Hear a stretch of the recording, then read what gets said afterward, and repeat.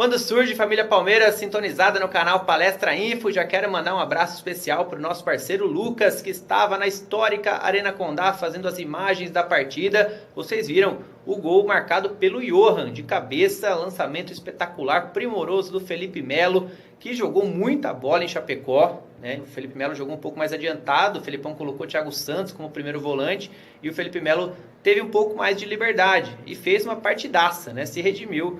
Talvez, né, para alguns torcedores ainda vai ficar aquela imagem da expulsão contra o Cerro, mas tudo bem, se redimiu daquela partida de semana passada, principalmente porque o Palmeiras passou, né? Senão, tenho certeza que não iria se redimir coisa nenhuma. Mas enfim, ele fez uma grande partida, foi o melhor em campo, ao lado do Johan, na minha opinião. Foram os dois que participaram do primeiro gol, cruzamento do camisa 30 e gol do camisa 28, Johan, ex-chapecoense, lei do ex em Chapecó, ele nem comemorou direito, né? Tem uma relação de muito carinho com a sua ex-equipe, com a Chape, assim como todo mundo tem hoje, né? A gente pode falar que a Chapecoense é o segundo time aí da maioria dos brasileiros, naquele palco impressionante que é a Arena Condá, né? O Caldeirão, e a gente tem muito respeito, principalmente o Palmeiras, que foi uma das equipes que mais ajudou a Chape nos momentos de dificuldade. Como eu disse, né, o Felipão veio a campo com 5 titulares, né, foi até um número um pouco maior do que ele costuma levar nas partidas do Campeonato Brasileiro.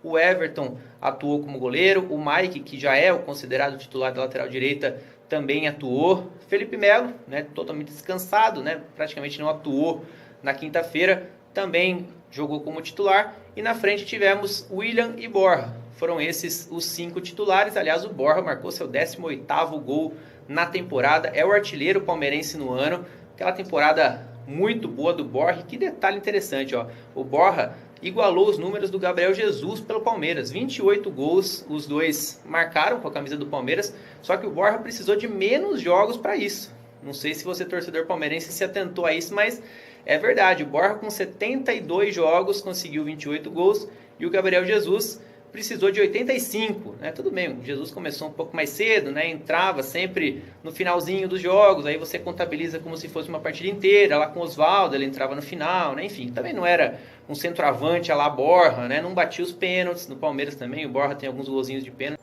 Mas enfim, é um dado interessante, né, que é muito legal, muito relevante a gente trazer para vocês.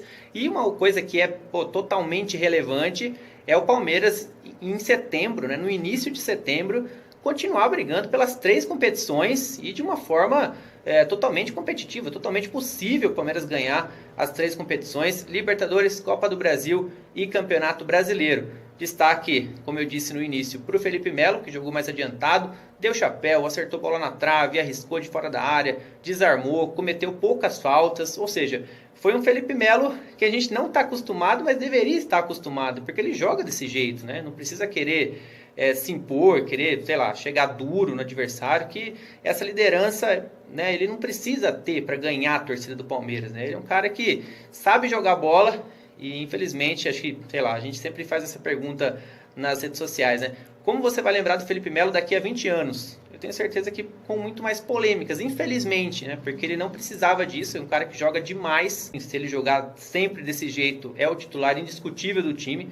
Vamos ver o que o Felipão pensa sobre isso. Acho que a partida contra o Atlético Paranaense vai mostrar o que ele pensa a respeito do Felipe Melo, porque ele sempre costuma poupar alguns jogadores que atuaram na partida anterior, só que na partida anterior, que foi essa contra a Chape, Thiago Santos e Felipe Melo jogaram. Então, quem que vai ser poupado na quarta-feira contra o Furacão? Quem que vai jogar ao lado do Bruno Henrique, né? Então a gente não sabe ainda, vamos ver o que se passa pela cabeça do Felipão, lembrando que final de semana agora, domingão, tem derby, hein? Tem Palmeiras e Corinthians no Allianz Parque, 3 partidas consecutivas a gente vai jogar na nossa casa, Atlético Paranaense na quarta-feira, tem derby no domingo e semana que vem Palmeiras e Cruzeiro, primeiro jogo da semifinal, jogo de ida da Copa do Brasil, torcida reclamando demais do preço dos ingressos, né? Então não esperem em nenhuma das 3 datas estádio lotado. Infelizmente a diretoria do Palmeiras peca muito nisso.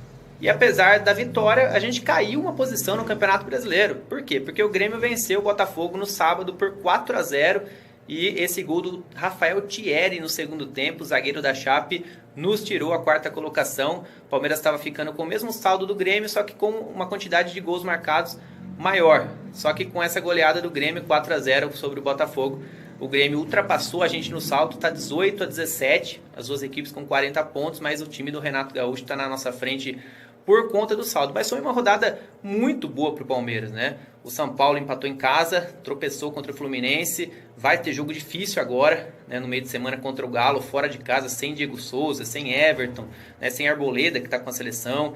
Então, ó, vai se afunilando o Campeonato Brasileiro, a gente tem possibilidades reais de chegar ao título. A gente pega, por exemplo, o Grêmio, joga agora no Pacaembu contra o Santos. É um jogo também difícil para o Grêmio. O Santos do Cuca está muito bem, né? Diferente de alguns meses atrás com o Jair Ventura, o Santos melhorou bastante, já está 5 jogos sem sofrer gols, então o Grêmio vai ter dificuldade também nesse meio de semana. Outro jogo interessante que acontece nesse meio de semana, Flamengo e Inter. O Inter empatou no final de semana, o Flamengo perdeu em casa do Ceará. Olha como que tá esse campeonato na parte da frente, como tá boa coisa pra gente. Nesse meio de semana, Inter e Flamengo se enfrentam, ou seja, eles vão tirar ponto um do outro. Então a gente pode, sem dúvida nenhuma, avançar para brigar definitivamente. Já estamos brigando, mas brigar mais ainda por esse título brasileiro. E a gente pega o Atlético Paranaense, como eu disse, né? É um jogo que parece fácil, né? Mas para quem está acompanhando de verdade o Campeonato Brasileiro sabe que o Furacão está numa fase espetacular, né? Tá há 9 jogos sem saber o que é uma derrota. É isso mesmo, 9 jogos, 2 pela Sul-Americana e 7 pelo Campeonato Brasileiro. Então está numa grande fase, acho que se não me engano vem de 4 vitórias seguidas. Tem o Pablo lá, atacante, que vem numa fase iluminada. Então a gente tem que tomar cuidado sim, o elenco do Palmeiras está desgastado.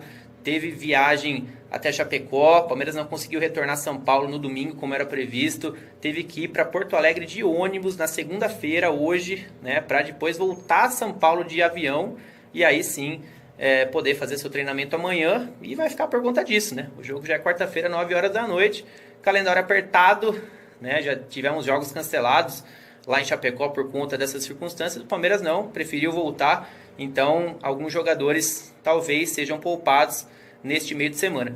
3 estão super garantidos, né? Porque nem viajaram para Chapecó, não precisaram passar por essa coisa que aconteceu com o elenco do Palmeiras, desagradável, né? Você tem que viajar de ônibus, fugir do programado.